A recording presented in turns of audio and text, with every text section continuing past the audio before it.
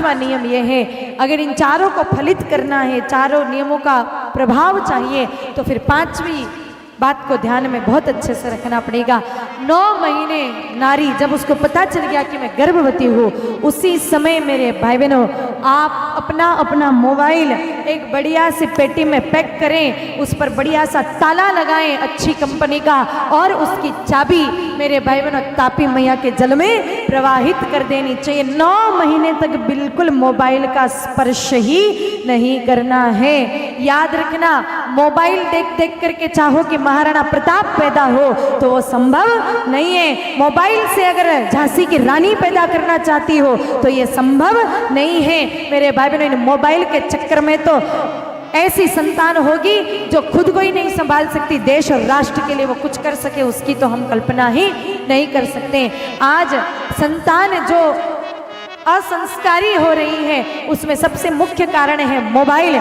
9 महीने तक माताएं उंगलियां ही रगड़ती रहती हैं पूरा उन मोबाइल पर, और न जाने कैसे कैसे दृश्य 9 महीने तक देखती हैं, और उसका निश्चित प्रभाव है कि पेट में बैठे बच्चे तक पड़ेगा ही पड़ेगा।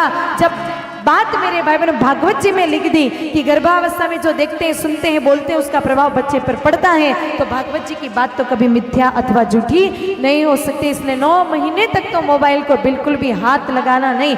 उत्तम संतान चाहिए तो, बाकी मेरे भाई बहनों जैसी हो ही रही है और वैसी चाहिए तो फिर कुछ भी करने की आवश्यकता नहीं है। फिर तो जो चल रहा है जो बढ़िया ही है, ऐसी संतान हो जो रोज माँ बाप का अनादर करे, जो राष्ट्र के लिए विचार ना करे, जो समाज के लिए उसके कोई कर्तव्य को ना समझे, ऐसी संतान चाहिए तो फिर कोई कुछ करने की जरूरत नहीं है। फिर तो आप जो कर रहे हो वो बढ़िया ही है, उससे वैसे भी वैसी संतान होगी। लेकिन अगर श्रेष्ठ संतान चाहिए तो फिर मेरे भाई बहनों 9 महीने तक मोबाइल को बिल्कुल, लोग कहते नहीं हम इसमें तो भजन ही सुनते हैं, हम इसमें सत्संग सुनेंगे, बिल्कुल नहीं। सत्संग सुनना है, भजन सुनना है मेरे भाई बहनों, आप टीवी पे सुन लीजिए, इतना दुष्प्रभाव नहीं पड़ेगा। आप कोई भजन मंडली में चले जाइए जहाँ माताएं भजन गा रही हैं, पर मोबाइल पर भजन के नाम से आप खोलोगे 10 चीजें और दिखेंगी और वो देखने का मन हो ही जाएगा और उसका परिणाम बच्चे पर पड़ेगा।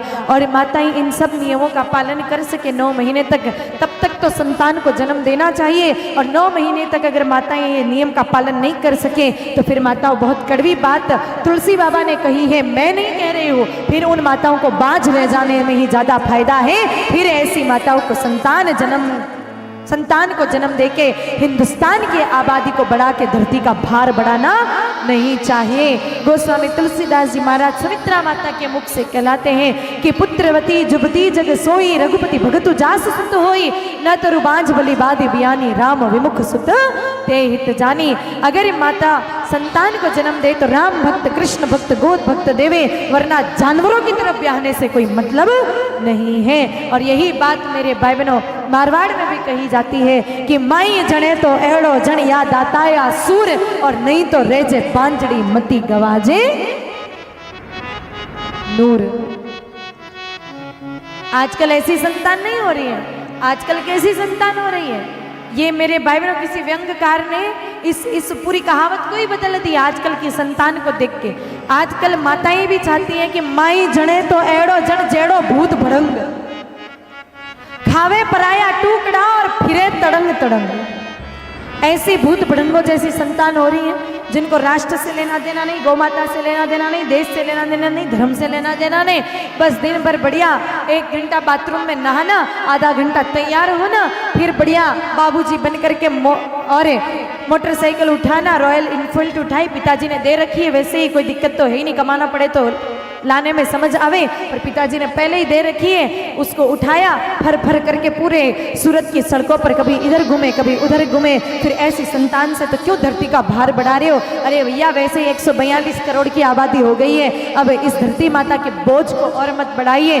संतान पैदा करे तो राम भक्त कृष्ण भक्त ही होना चाहिए। और इसी कहावत को मेरे भाई बहनों मेवाड़ में कहा जाता है कि माई जड़े तो एड़ो जन जेड़ो राणा प्रताप, अकबर सूतो ओज के जान सिराने साप। ये महाराणा प्रताप की माँ बाई जयवंता बाई के कोख का प्रभाव था मेरे भाई बहनों। उन्हें माँ जयवंता बाई ने ऐसे वीर सपूत को जन्म दिया जिनका नाम सुनते ही हिंदुस्तान की तख्तो ताज की हुकूमत संभालने वाला बादशाह अकबर थर थर थर थर कांपने लग जाता था। मेरे भाई बहनों, जिस दिन महाराणा प्रताप का नाम सुन लिया अकबर ने, उस दिन बेचारे को पूरी रात जग करके गुजारनी पड़ती थी। पूरी रात महाराणा प्रताप को नींद ही नहीं आती थी। ये प्रभाव है माँ का। याद रखना माताओं, ये केवल आपके हाथ में संतान कैसी हो। महाराणा प्रताप ऐसे ही नहीं पैदा हो जाते हैं, उसके लिए उनकी माताओं ने संघर्ष किया होता है, तब जाकर महाराणा प्रताप धरती पर आते हैं। झांसी की बाई ऐसे ही पैदा नहीं हो जाती है, उसके लिए उनकी माताओं ने तपस्या की हुई होती है। मोबाइल देख देख के कोई महाराणा प्रताप नहीं आए हैं। मेरे भाई बहन, न जाने उन माताओं ने कितनी तपस्या की है, तब जाकर महाराणा प्रताप जैसे संतान को जन्म दिया है। इसीलिए मेरे भाई बहनों, बड़ी सुंदर बात है।